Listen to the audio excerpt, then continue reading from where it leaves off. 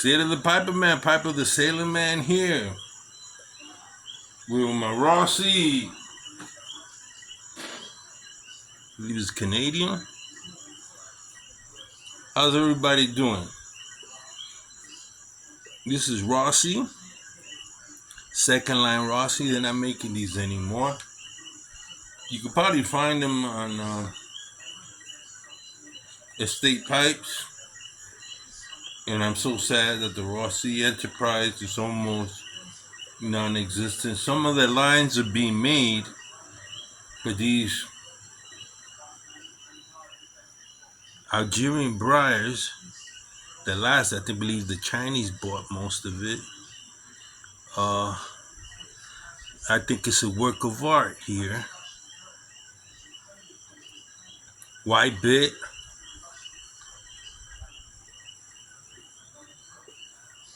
And what I'm smoking. Oh, I went back.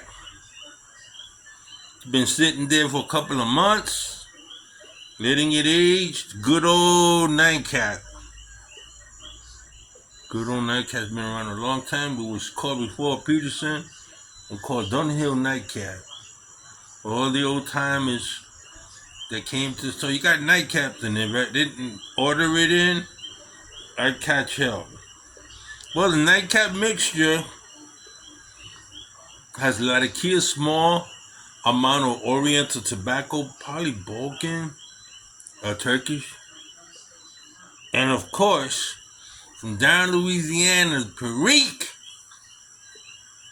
he created a rich flavored smoke experience. That's what it says. I'm reading the back. Indulge in the sensation of relaxation and leisure. It's mixed cut. So I haven't tried the Nightcap since last year.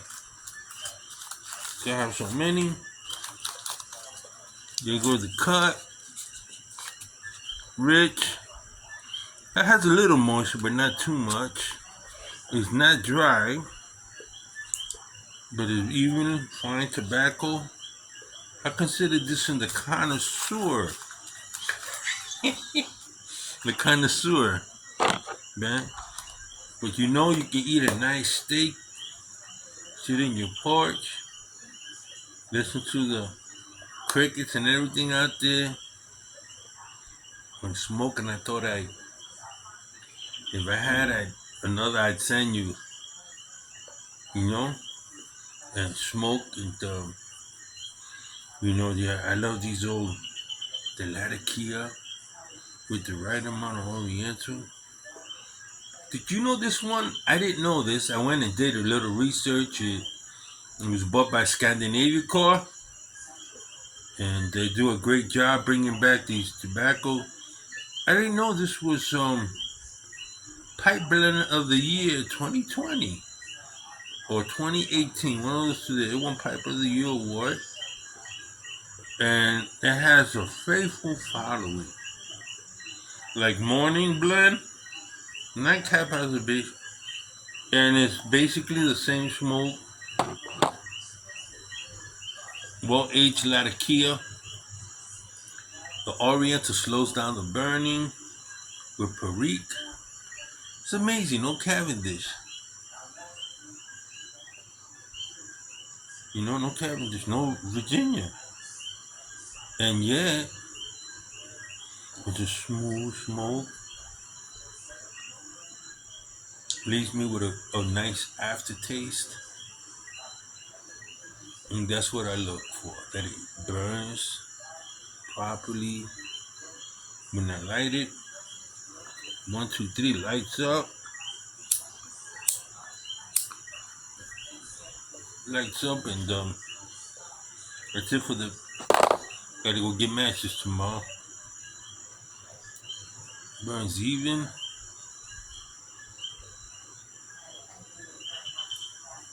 It's great tasting. When you light it, it tastes good. Then it's got all the complexities from the interaction, and then if you let it sit, It gels together. Boom, you have a nice smoke. It's right up there. One of the top 10 blends of all time. Nightcap would have to. It's considered an English blend, don't you think? With the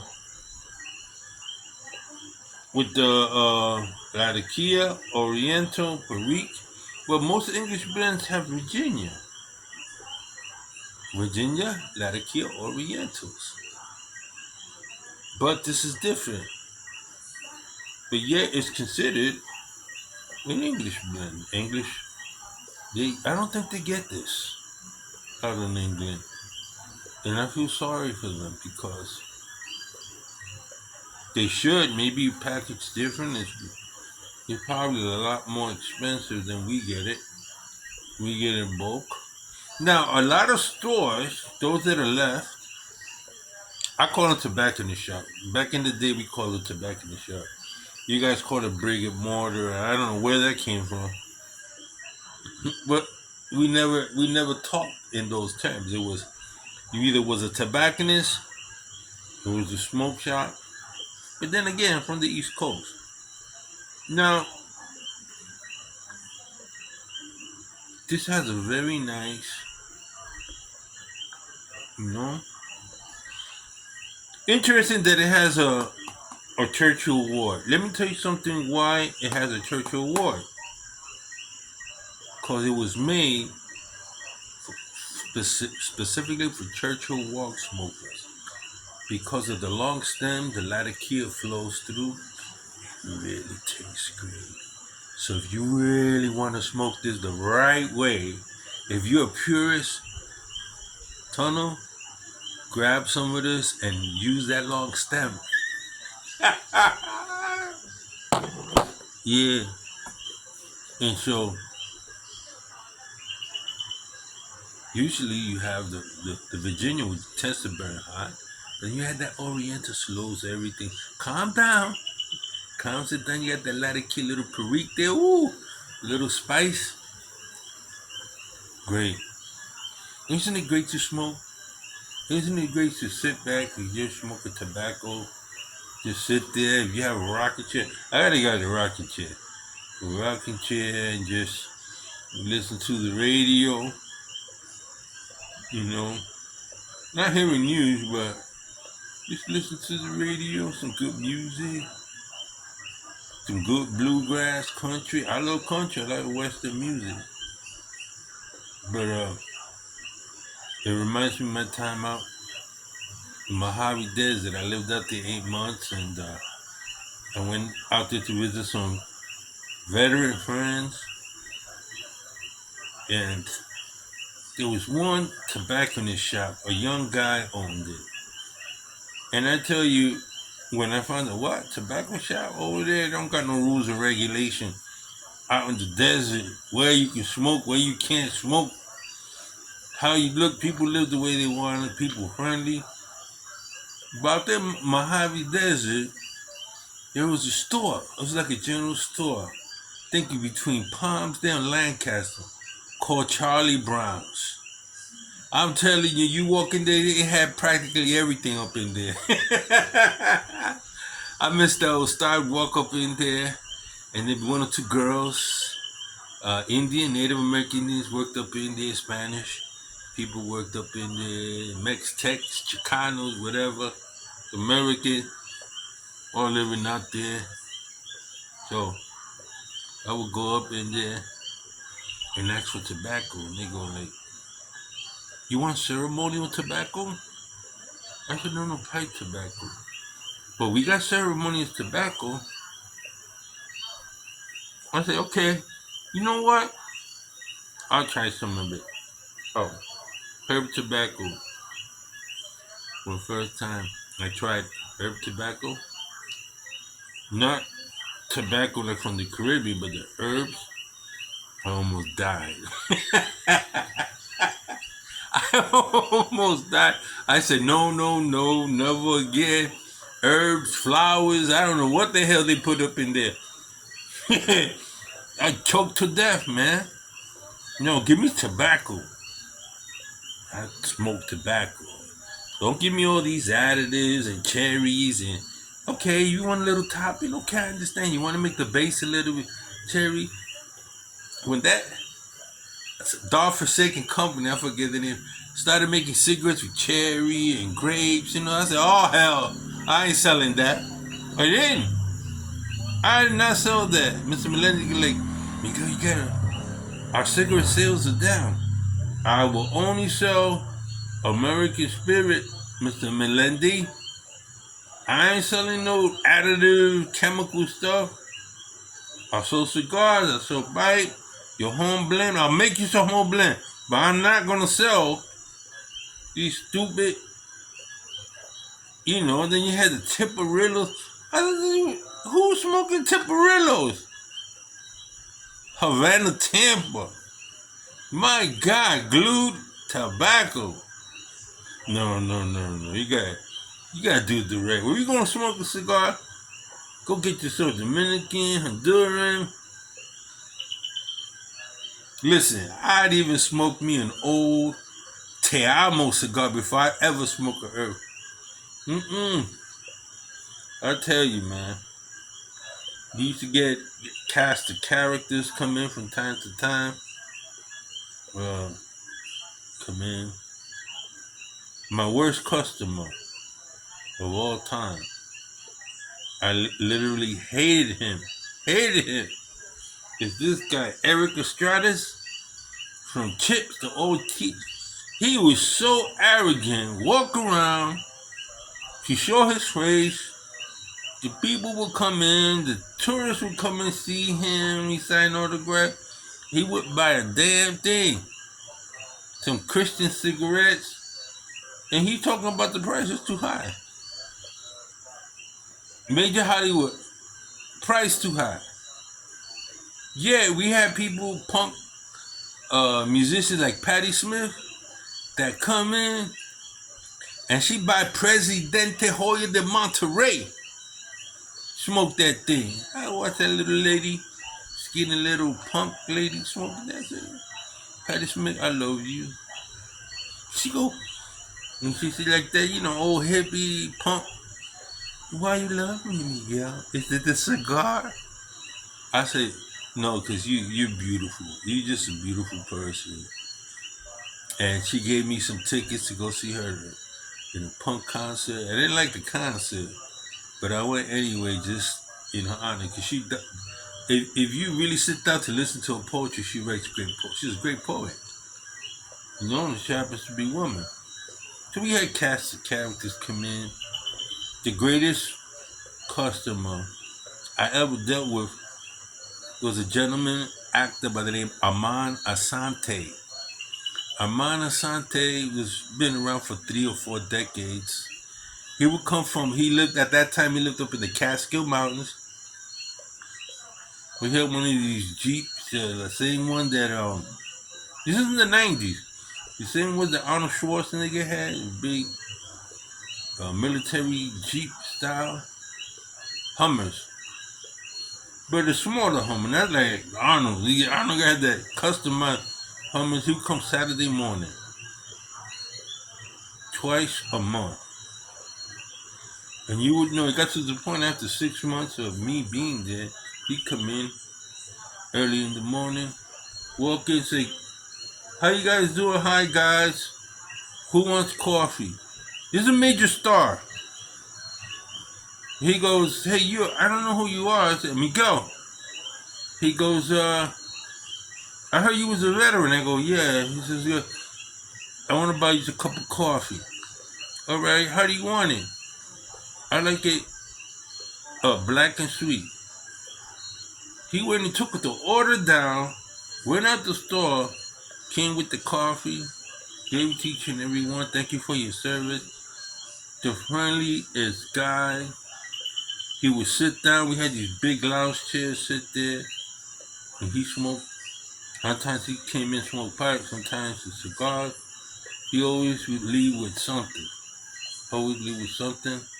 He would always say, thank God I can come to a place where he could just chill out. That's what I miss about tobacco in his shop. You could walk around, you could shoot the shit, say whatever. You could argue about cigars and argue about tobacco and like, Miguel, what do you think about this? What do you think about that? What do you think about this new brand? What do you think about the old brands? And they would get into stuff like movie stars and who's the best pipe smoker of all time. And most guys said Bing or they said Humphrey. And one came out and said, I think Edward G. Robinson or the guy, the actor that did Cannon. I met him, Wilshire Boulevard. There was a tobacconist shop in California, Hollywood, on Wilshire Boulevard, and he would always go in. When I go from San Diego up there, I'd always go in. Do you know? 6 out of 15 times I was in the store, I would run into him. Big heavy set, man. The nicest. He would come in to get his vulcanite stems done. I'm a vulcanite, man. I like that vulcanite stem. I don't care what color it changes, because I have to clench. It is. I got that tooth missing there. Probably from all the clenching I did. But anyway, with this wide bit, I can clench. It's stable. I can talk. Wow, man, this nightcap is good, man. We're getting good now. I'm tasting the lighter kid, man. Oh, wow. This is good. Listen, I gotta go. I want to enjoy the rest of the smoke. Just a little history of Della Concha Tobacco Shop. That's what I miss. I miss the camaraderie. I can be behind the counter for a couple of minutes, look out the window.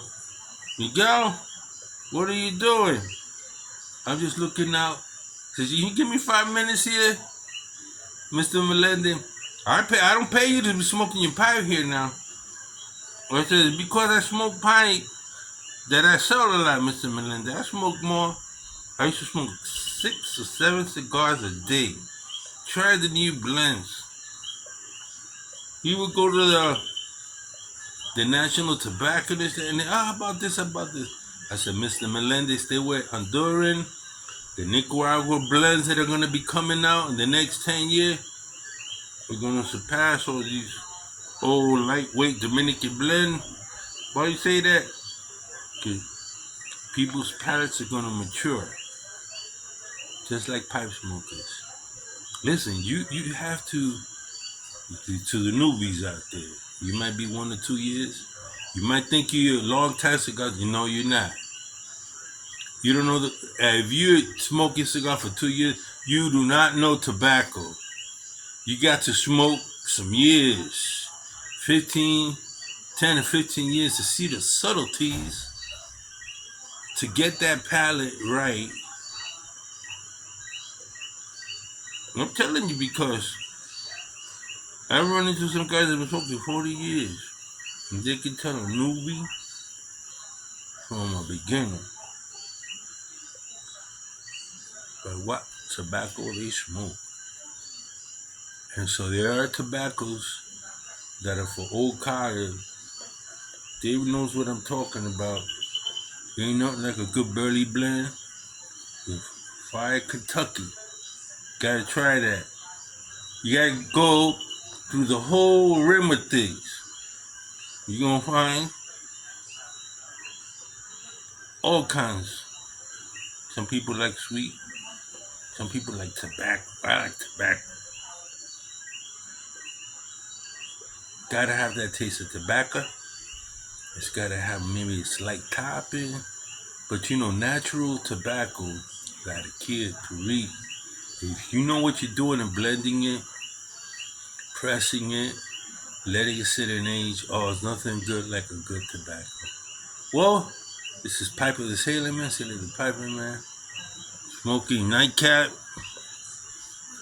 for the mature smoker.